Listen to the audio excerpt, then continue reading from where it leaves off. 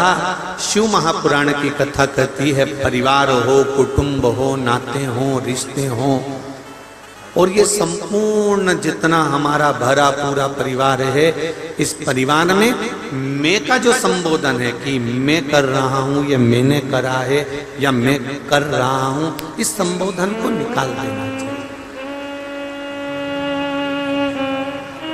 इस संबोधन को निकाल दो। एक बड़ा सुंदर संवाद,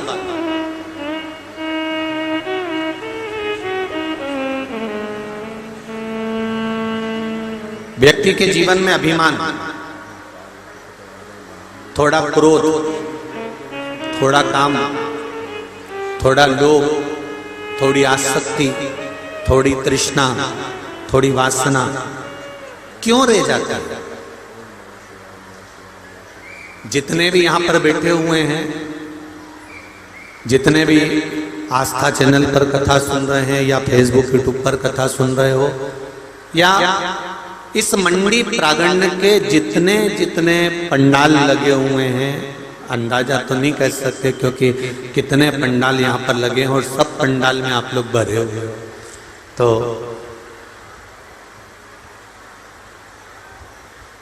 एक विचार अपने मन में लाइए कि सबका नेचर, सबका स्वभाव अलग अलग हुआ करता है। किसी को क्रोध आ जाता है, किसी को गुस्सा, किसी को लोभ, किसी को आसक्ति, किसी को तृष्णा, किसी को वासना, कोई किसी को घाटा पहुंचाना चाहता है, कोई किसी को कुछ कहना चाहता है। ये कारण क्या होता है? इसका कारण क्या है? क्या हो सकता है इसका? शिव महापुराण की कथा कहती है कि 84 लाख योनियां काटते काटते काटते काटते तब अंत में मनुष्य की देह मिलती है।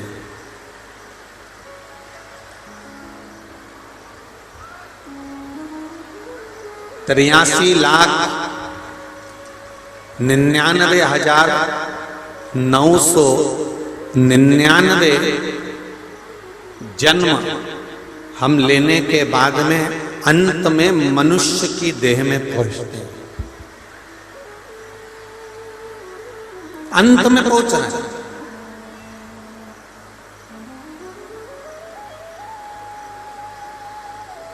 देखिए,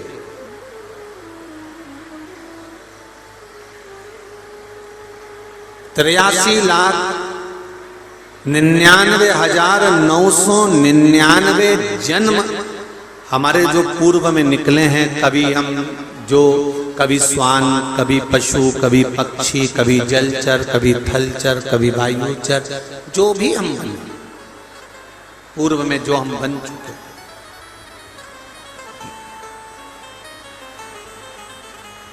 और ना जाने कितने जन्म लेते लेते लेते लेते अंतिम बिंदु 83,99,999 जन्म के बाद आखिरी का जो जन्म मिला है वो मनुष्य की देह मिली है, मानव का शरीर मिला है। तो कई लोग कह देते हैं गुरुजी इनको गुस्सा बहुत आता है, कोई कहता है गुरुजी जब देखो जब ये खाने दौड़ता है, कोई कह देता है गुरुजी जब देखो जब ये कुछ ना कुछ गलत कर देता है, कुछ ना कुछ इनके मन में चलता ही रहता है। उसका कारण क्या है?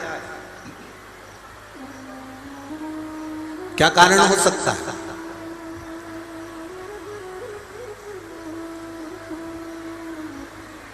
किस कारण से ऐसा हो सकता है? तो शिव महापुराण की कथा कहती है कि हींग की जो डब्बी होती है ना, जिसमें अपन हींग रखते हैं, उस हींग की डब्बी में जिसमें अपन ने हींग रखी, तुम किसी भी डब्बी में हींग को रखकर देखना और डब्बी को बाद में खूब धो लेना। अच्छे से धोने के बाद खूब साफ कर लेना, सरफ से, साबुन से, शैम्पू से, तुम्हारी मर्जी पड़े विम से उस डब्बी को खूब धो लो। और कितना भी धोने के बाद उस डब्बी को उठाना, धुलने के बाद जब सूख जाए फिर सूंघना। हींग की बदबू जाएगी क्या? जम के तो बोलो जरा, जितने लोग पीछे तक बैठे सब जम के बोले हींग की बदबू जाएगी, नहीं जाएगी। हींग की बदबू, हींग की खुशबू उस डब्बी में रहेगी, भले थोड़ी रहे, थोड़ी मात्रा में रहे, चाहे एक अंश रहे, पर हींग की खुशबू, हींग की बदबू उस डब्बी में रहती ही है। उसी तरह जो पूर्व में हम जन्म लेकर आए हैं, कभी हम स्वान बन गए, कुत्ता बन गए, कभी हम गधा बन गए, घोड़ा बन गए, कभी हम छिपकली बन गए, कभी हम शेर बन गए, कभी हम जो बनना हिरण, कभी लोमड़ी, हम जितने जन्म लेकर आए हैं उस जन्म की थोड़ी ना थोड़ी गंध इस शरीर में रहती जरूर है, ये निश्चित है, इसको कोई मिटा नहीं सकता, इसको कोई मिटा नहीं सकता। ये थोड़ा ना थोड़ा इस शरीर में अगर कहीं ना कहीं मानव देह प्राप्त करने के बाद भी हम गलत काम कर रहे हैं, मानव देह प्राप्त करने के बाद भी हम गलत जगह पर जा रहे हैं, तो ये अंदाजा हमारे जीवन में रहना चाहिए कि वो हींग की डब्बी को कितना भी धो लो, कितना भी साफ कर लो, पर हींग की डब्बी में हींग की खुशबू आ ही जाती है। उसी तरह ये मनुष्य देह में पूर्व में जो हमारे जन्म हुए, कोई शेर बना था इसलिए आज भी जरा सी लड़ाई होती और शेर जैसा दहाड़ने लगता है, कोई चूहा बना था तो जरा सा विवाद हुआ और वो जाके अंदर छुप जाता है, कोई जरा जरा सी बात में तुम अच्छी जगह जाना चाहते हो पर तुम्हारी बुद्धि तुम्हें गलत जगह पर ले जा रही है, तो ये तुम नहीं जा रहे हो, ये तुम्हारी जो पूर्व समय की सुगंध रह गई है, पूर्व समय के जन्म का जो थोड़ा सा अंश रह गया है, वो अंश हमारे शरीर से हमें गलत जगह पर ले जाता है। तुम नहीं लेकर जा रहे, तुम तो बहुत अच्छे। अब बताओ जरा, इतना पानी गिरा, इतनी तेज जलवृष्टि हुई और अशोक नगर के इतने भक्त जो कथा श्रवण कर रहे हैं, इनकी भाव देखिए, बरसते पानी में खड़े हुए हैं पर अपनी जगह छोड़कर निकलना नहीं चाहते।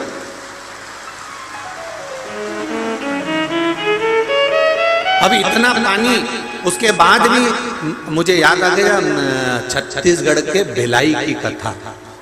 सांसद जी, छत्तीसगढ़ में भिलाई में जब कथा थी तो इतना इतना पानी घुटने तक, आप देखना यूट्यूब पे डली होगी और आप लोगों में से कईयों ने देखी होगी, देखिए क्या किसी ने, तो घुटने से नीचे नीचे पूरे पंडाल में पानी था, पूरे पंडाल, और माताएं और भाई उस पंडाल में पानी में ठंड कहे कि मैं पड़ूं, ठंड अलग और पानी अलग, और 2.5 घंटा 3 घंटा लगातार लोग कथा को श्रवण करते रहे।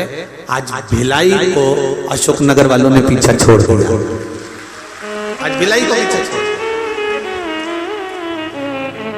ऊपर से जलवृष्टि, नीचे से पानी, और हृदय से शिव महापुराण की तर्पण शिव कथा को श्रवण करना, ये आपकी अविरल भक्ति है, ये अविरल भक्ति। और यही मेरा देवाधिदेव महादेव, आप सभी लोग जो इतने हृदय से इस कथा को सुन रहे हो, ये मेरा विश्वास करता है कि मेरा देवाधिदेव महादेव जब यहाँ से जाओगे तो झोली भर कर भेजेगा, ये निश्चित है, निश्चित।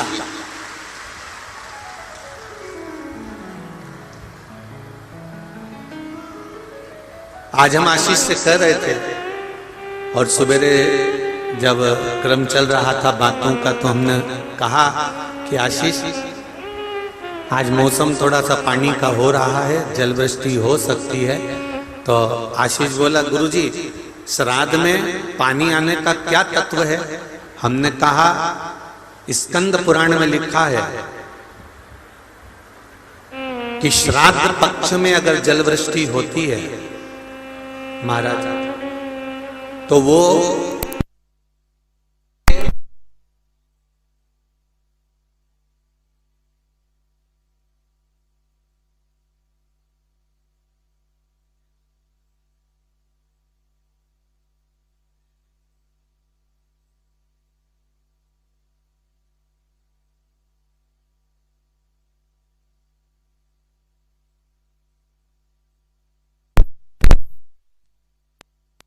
की कथा जो आप सुन रहे हो, आपके पूर्वज पांव धोकर आपको तरबतर कर कर धन और दौलत में विदा हो रहे हैं। यही बाबा की कृपा, ये कृपा है शिव की,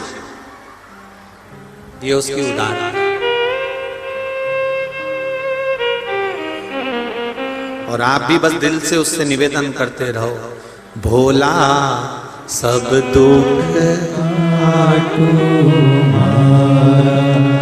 ओ भोला सब दुख काटो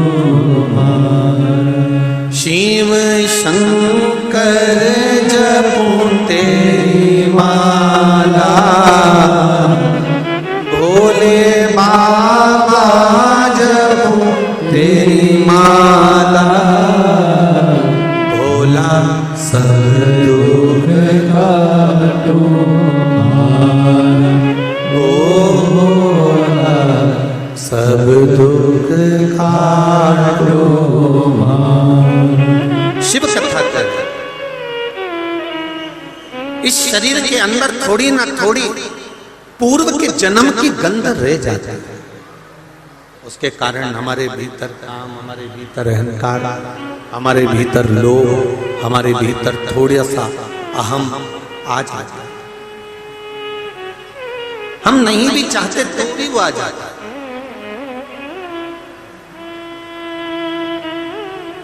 कहीं ना कहीं हमारे भीतर वो क्रोध जागृत हो ही जाता है। एक बात बहुत अच्छे से ध्यान करना, स्मरण करना, कोई कोई व्यक्ति बहुत अच्छा दिखे, सुन लो आस्था वाले जितने लोग श्रवण कर रहे फेसबुक यूट्यूब पर, और आप भी, कई अच्छे दिखेंगे, पर हो सकता है आपके करीब में आकर, आपके नजदीक आकर आपको काटने का, आपको घात पहुंचाने का क्रम कर दे, हो सकता।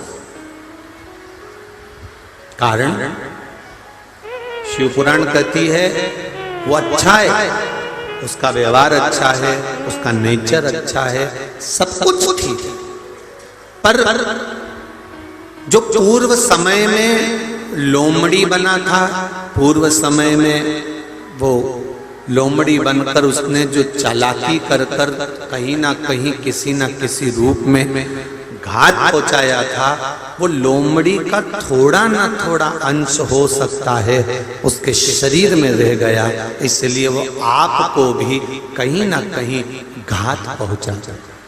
तो शिव कथा एक बात कहती है,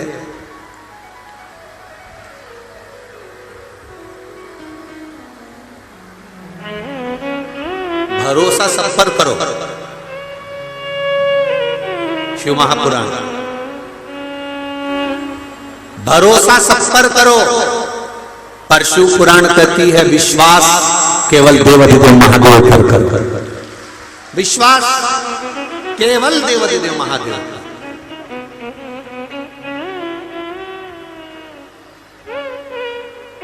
वो जीवन बीमा निगम वाले कहते हैं, और बीमा करने आते हैं तो बोलते हैं जीवन के साथ भी और जीवन के बाद भी, पर सही मायने में देखा जाए तो शंकर जी के सिवाय कोई ना तो जीवन के साथ है और ना जीवन के बाद है। मरने के बाद पूरा परिवार तुमको शमशान में छोड़कर आ जाएगा, अकेले चिता पर हड्डियां चटर चटर कर रही होगी और आग लग रही होगी, कोई बचाने वाला नहीं आएगा, कोई।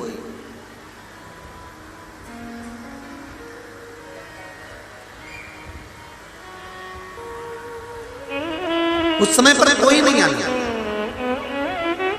जैसे तुम्हारे जीवन के साथ में मेरा देव अधिदेव महादेव चल रहा है, तुम्हारे संपूर्ण जीवन के सुख दुख में देव अधिदेव महादेव चल रहा है, वैसे ही तुम्हारे मृत्यु के बाद भी मेरा देव अधिदेव महादेव तुम्हारे साथ में अंत बिंदु तक खड़ा हुआ है।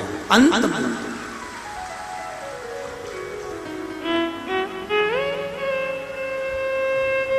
जितनी भी माताएं खड़ी हुई हैं उनसे निवेदन है, बहुत अच्छी है, आप बैठते चले जाओ, थोड़ा थोड़ा जगह बनाकर अगर बैठते चले जाओगे तो एक आनंद का अनुभव होगा आपको। महाराज एक जीवन का आनंद यही है, जीवन के साथ भी है और जीवन के बाद भी, साथ में भी चल रहा है और बाद में भी चल रहा है। अंत समय प्रभु आना पड़ेगा, वचन दिया तो निभाना पड़ेगा। आए ना आए प्रभु कुटुंब कबीला, अंत समय प्रभु आना पड़ेगा। चाहे कोई आए ना आए, अंत समय तेरा आना। महाराज ब्रह्मा जी भगवान विष्णु के पास पहुंचे,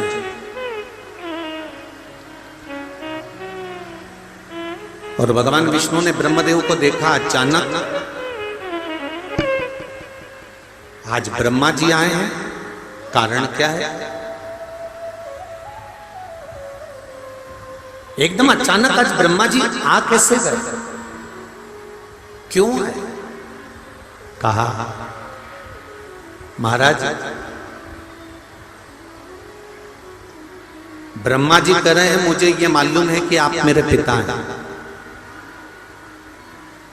भगवान विष्णु ब्रह्मा जी के पिता हैं, ये ब्रह्मा जी कह रहे हैं कि मुझे मालूम है,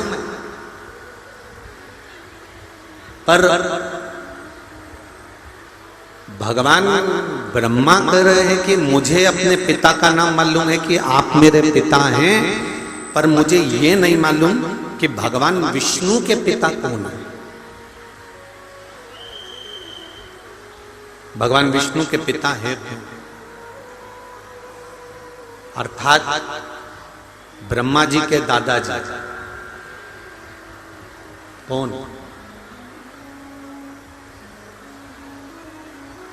आखिर है कौन?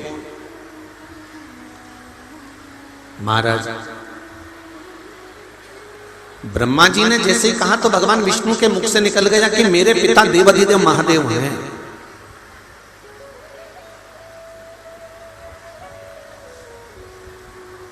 मेरे पिता कोई दूसरे नहीं, देवाधिदेव महादेव मेरे पिता हैं। अगर देवाधिदेव महादेव आपके पिता हैं तो एक बार मैं उनका साक्षीकरण करना चाहता हूं, एक बार मैं उनको अपने सामने देखना चाहता हूं। भगवान विष्णु ने कहा कि भगवान शंकर आपने बुलाया और तुरंत देवाधिदेव महादेव आकर खड़े हो जाएं, तो भगवान विष्णु कहते हैं कि नारायण खुद कह रहे हैं कि मैं विष्णु, मैं नारायण, आप अगर बुलाओगे तो मैं तुम्हारे सामने आकर खड़ा हो जाऊंगा। तुमने राम जी को बुलाया, राम जी आकर खड़े हो जाएंगे। तुमने कृष्ण को बुलाया, भगवान कृष्ण आकर खड़े हो जाएंगे। भगवान विष्णु कहते हैं तुम मुझे बुलाओगे मैं आकर खड़ा हो जाऊंगा। पर भगवान विष्णु कहते हैं कि शंकर भगवान का आगमन, भगवान शिव का प्रवेश, भगवान शंकर का आना कोई इतना सरल नहीं है। शिव का आना इतना सरल नहीं है भाई। आप सब भी बहुत ध्यान से सुनना, शिव महापुराण की कथा कोई इतनी सरल नहीं है। आप कथा सुनने तो आ गए और बड़ा जोरदार घर से निकली थी तो पानी की बोतल, रुमाल, बैग और बचा कुचा था तो थोड़ी सी सुपारी कि महाराज जी कथा कहेंगे, और मान लो अगर थोड़ी सी भी नींद आई तो मुंह में धर के उतरती होगी। तो तुम भले तुम पानी की बोतल लेकर, बैग लेकर, अपना सामान लेकर, और साथ में छोटे छोटे बच्चे, तो बच्चों का भी सामान बैग के अंदर, टॉफी, बिस्कुट, कुरकुरा, जैसे ये रोना चालू करे और तुमने निकाल के दिया और उन्होंने खाना चालू करा। अच्छा, बच्चे भी इसका बहुत फायदा उठाते हैं। इनने देखा कि कुरकुरा पूरा हो गया, फिर पे करना चालू करा, और जैसे पे करना चालू करा इसने फिर निकाल के दूसरा पैकेट दे दिया, ये खा बिस्कुट खा। अब शिव महापुराण की कथा को इतनी सरल नहीं है। आप घर से तो निकल गए, घर से तो चले गए, घर से आप पानी की बोतल भी ले गए, सामान भी ले गए, बच्चों को भी ले गए, कथा में जाकर बैठ भी गए, पर घर के जितने पितृ हैं, घर के जितने पूर्वज हैं, ये तर्पण शिव महापुराण की कथा चल रही है। कथा में मन उसी का नहीं लगता जिसके पूर्वज जाना ही नहीं चाहते। उन्होंने कहा इसको अड़चन उत्पन्न करो, चिमटी खोड़ो, ये कथा सुनेगा नहीं तो अपन जाएंगे नहीं, अपन यहीं की। तुम चले भले गए हो, कथा में पहुंच भी गए हो, पर मन चित्त वृत्ति ये लगाना बड़ा कठिन, बड़ा बहुत कठिन। आप पहुंच भले जाओ। कई बार ऐसा होता होगा आपके साथ में भी कि मंदिर तक चले जाते हो, भगवान को अगरबत्ती दिया सब लगा देते हो, लोटा भर के पानी चढ़ा भी देते हो, पर कई बार ऐसा फिर बाद में याद आता, वो राम मैंने बेलपत्री तो उठा के लाई नहीं, बेलपत्री लेके आना था मेरे को, मैं बेलपत्री तो लाई नहीं। फिर तुरंत गई और बेलपत्री लेकर आई, फिर विचार करा कि मैंने जल चढ़ाया, थोड़ा सा जल उठा के ले आती, बेलपत्र उठा के ले आती। ये मन की विलास। भगवान विष्णु ने कहा कि मैं आ सकता हूं, राम जी आ सकते हैं, भगवान कृष्ण आ सकते हैं, भगवान ब्रह्मा आ सकते हैं। 33 कोटि देवी देवताओं का आप आवाहन करिए, 33 कोटि देवी देवताओं को बुलाइए, सारे देवता आपके सामने आ सकते हैं, पर केवल एक देव अधिदेव महा। अच्छा, और सरल भाषा में समझ लो रे भाई,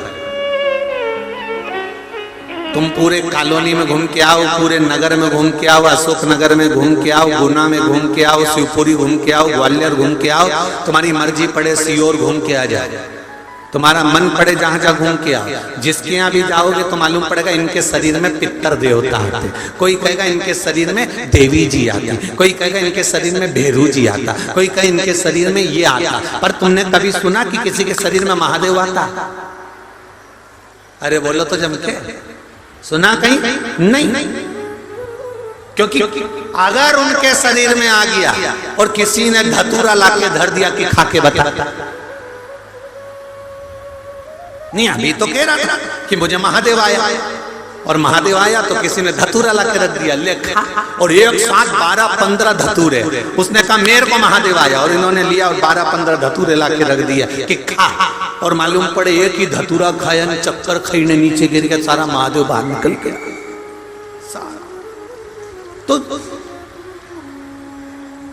सब आ सकते हैं, पर महादेव जम के बोलो जरा, नहीं आ सकता, बहुत कठिन है। 33 कोटि देवी देवता का दर्शन हो सकता है, 33 कोटि देवी देवता तुम्हारे सामने प्रकट हो सकते हैं। तुमने थोड़ी सी आराधना करी, थोड़ी सी अर्चना करी, थोड़ी सी आराधना करी, थोड़ा सा भजन करा, थोड़ा सा कीर्तन करा, तो सारे देवी देवता तुम्हारे सामने आकर खड़े हो जाएंगे। पर देव अधिदेव महादेव इतनी जल्दी तुम्हारे सामने आकर खड़े नहीं होते। हाँ, शंकर जी से पूछा क्या तुम सामने नहीं आते? शिव जी कहते हैं मैं सामने नहीं आता।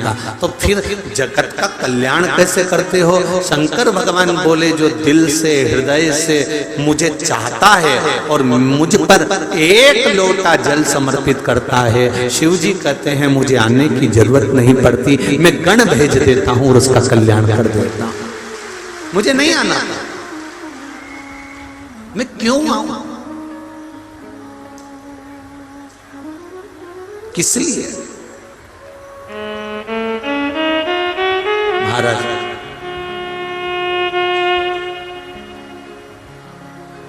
सत्यम शिवम, जम के बोलो, सुंदरम। सत्य जीवन में आया तो शिव मिल गया, शिव मिला तो जीवन में सुंदरता बढ़ गई अपने आप। कोई को बढ़ाने की जरूरत नहीं, अपने आप बढ़ गई। केवल सत्य जीवन में आया।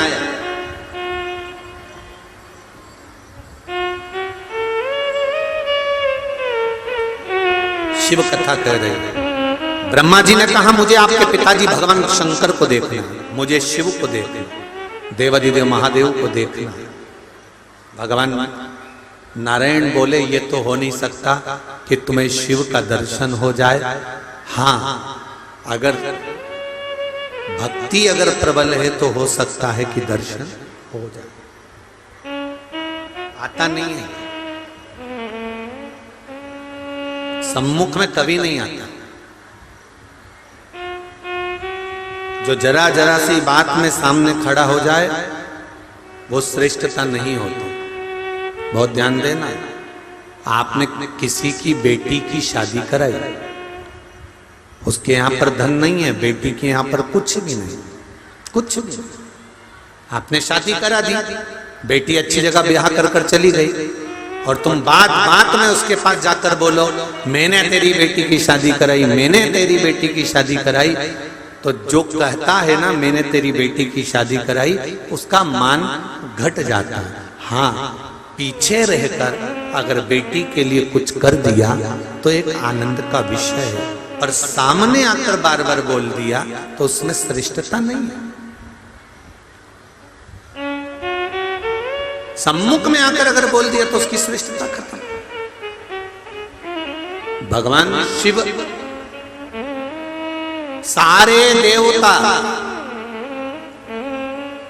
जितने भी देवी देवता वो देते हैं तो पल्लू झाड़ कर देते हैं, पर जब मेरा महादेव देता है तो छप्पर फाड़ कर देता है। उसके देने का तरीका ही अलग है। अड़भंगा अलमस्त अपने आनंद के साथ में निवास करने वाला बैठा हुआ है अपनी मस्ती में, उसे कोई मतलब किसी से मतलब नहीं। बस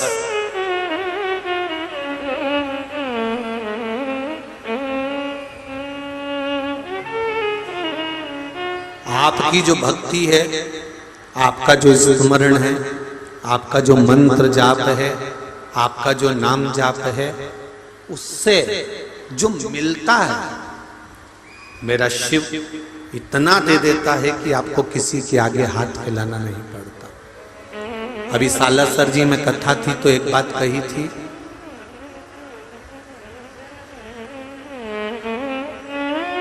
कि दुनिया के आगे हाथ जोड़ने से अच्छा एक बार अपने दिल की बात, अपने मन की बात, अपने हृदय की बात मेरे देव अधिदेव महादेव से जाकर कह दो, वो तुम्हारी झोली अपने आप खुशियों से भर देगा। तुम्हें किसी और जगह कहने जाने की जरूरत ही नहीं पड़ेगी, अपने आप भर देगा। तेरे दरबार की बाबा निराली शान देवी है,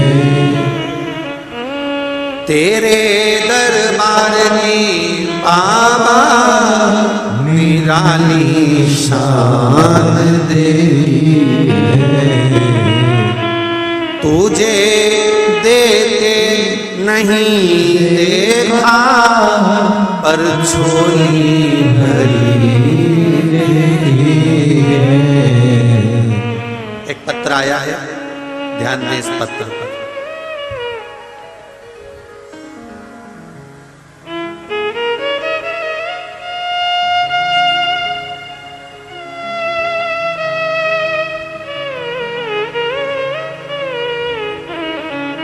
श्रीमती निधि शर्मा, रविंद्र जी शर्मा मधुबन गार्डन के सामने वार्ड नंबर 2 अशोक नगर से हैं। कहीं बैठी हो तो हाथ हिला। आप ही हैं? दोनों हाथ हिला दो एक बार। हर हर महादेव। गुरुदेव, मैं एक लोटे जल का क्या बखान करूं, क्या वर्णन करूं गुरुदेव। मेरा 12 साल पहले गाड़ी में एक्सीडेंट हो गया था, जिससे मेरे ब्रेन, दिमाग में इन्फेक्शन आ गया और ब्लड दिमाग में जम गया, सिर में जम गया। 12 साल से डॉक्टर ने कहा था कि तुम्हारी गोली दवाई जीवन भर चलेगी। 12 साल से गोलियां दवाइयां खा रही थी, जो बहुत महंगी थी, जिससे मैं बहुत दुखी थी। गुरुदेव जी, जनवरी 2022 में आपकी मुखारविंद से श्री शिव महापुराण की कथा सुनी। कौन से महीने में सुनी है? जनवरी 2022 में। आपके द्वारा बताया गया उपाय फुलेरा दूज का, एक धतूरे का प्रयोग, पशुपतिनाथ का व्रत, ये करना प्रारंभ करा। और हम ये व्रत करते करते डॉक्टर के चेकअप कराने के लिए भोपाल जाने लगे, तो मन आया कि एक बार कुबेरेश्वर धाम चले जाएं। सीहोर कुबेरेश्वर धाम पहुंचे, वहां शंकर कंकर की पूजन करे, रुद्राक्ष लिया, वहां से आए और बाबा कुबेरेश्वर धाम को नमन करके विनती कर कर कहा, बाबा हम MRI कराने के लिए वापिस जा रहे हैं, डॉक्टर ने बुलाया है, आप कृपा कर देना। डॉक्टर के पास MRI कराने के लिए गए तो डॉक्टर चकित रह गया। जब हम डॉक्टर चकित रह गया और कहने लगा कि अब तुम्हारे सिर में जो ब्लॉकेज थी, वो ब्लॉकेज एक बार अगर आ जाती है तो जिंदगी भर रहती है और गोलियां भी जिंदगी भर खाना पड़ता है, पर अब तुम्हारे सिर में वो ब्लॉकेज नहीं है, तुम्हारी गोली दवाई आज से बंद कर दो। ये शिव बैठी है। श्री शिवाय, एक बार हाथ हिला दो दोनों। हर हर। बहुत बढ़िया, बैठे। ये शिव है। तेरी कृपा बिना न हिले एक भी लेते हैं श्वास, तेरी कृपा से बखान क्या करूं मैं राखों के ढेर का, चपटी भभूत में खजाना कुबेर का। आप हृदय से, चित्त से, मन से शिव से जो कह रहा है उससे मिलेगा जो। अब जरा विचार करिए, वो 12 साल से दवाई खा रहा है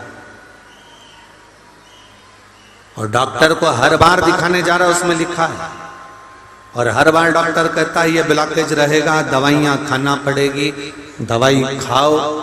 पर एक विश्वास मेरे शंभू का, एक विश्वास मेरे शंकर का और एक विश्वास मेरे देवाधिदेव महादेव पर करा, तो वो 12 साल से चल रही गोली दवाई भी बाबा ने बंद करा दी। ये शिव कृपा है, ये उसकी उदारता।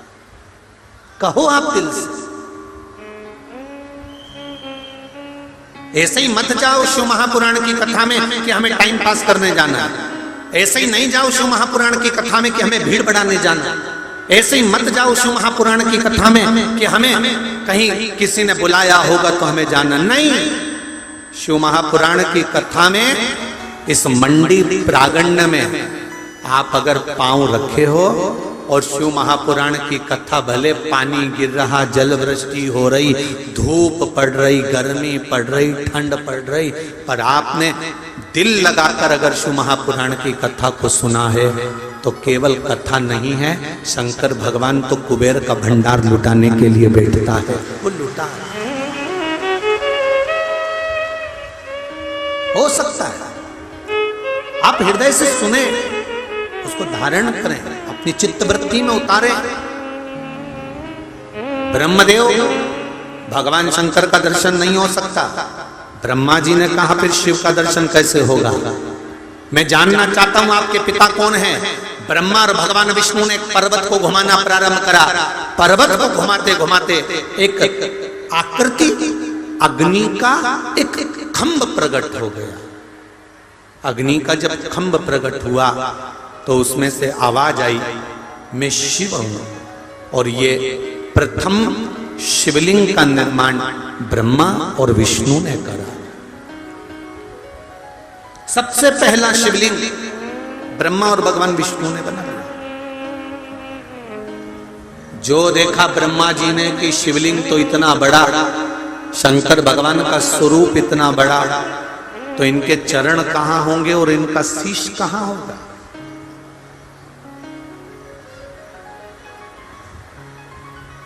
कहां चरण कहां शीश?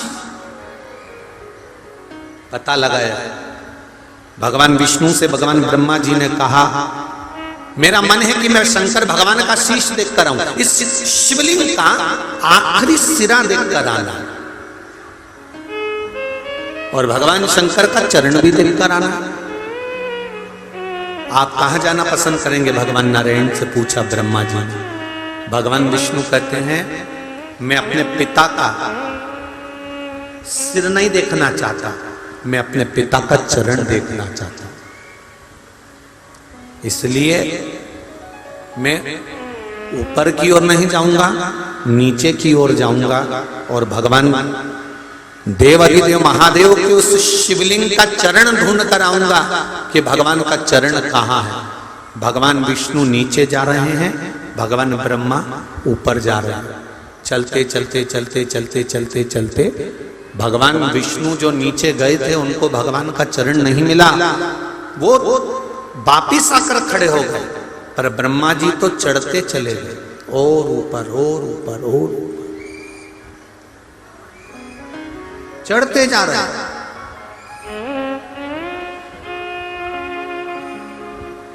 बहुत ऊपर ब्रह्मा जी पहुंच गए, पर ब्रह्मा जी को भगवान शंकर के शिवलिंग का सिर नहीं मिला, सिरा नहीं मिला, आखिरी छोर नहीं मिला।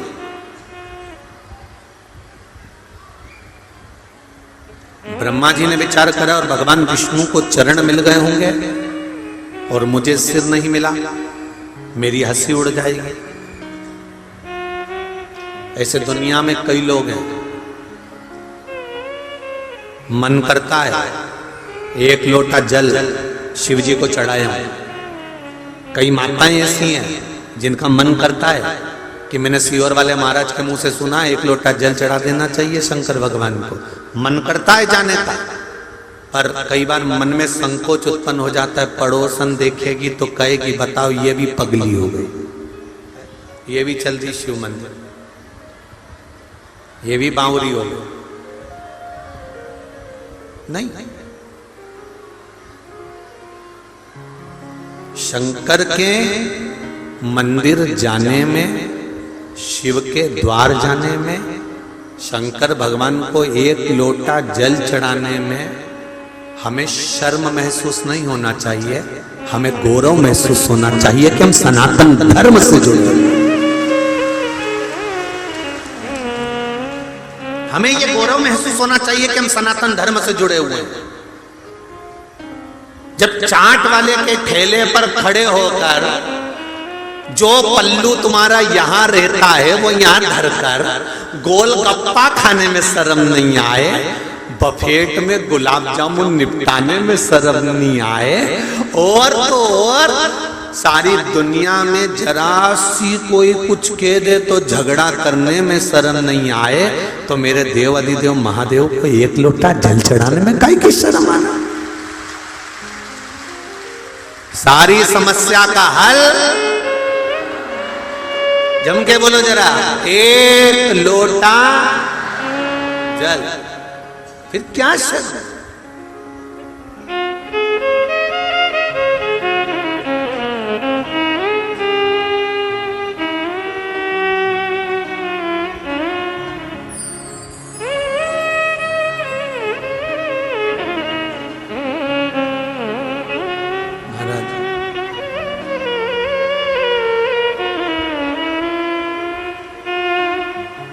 कहते हैं ना, भोले मेरे भोले रे, एक लोटा जल मेरा भूल नहीं जाना रे। महाराज, एक लोटा जल जो हमने शिव को समर्पित करा है, वो भले किसी भी भाव से करा, किसी भी भाव से, उसका फल मिलता जरूर है।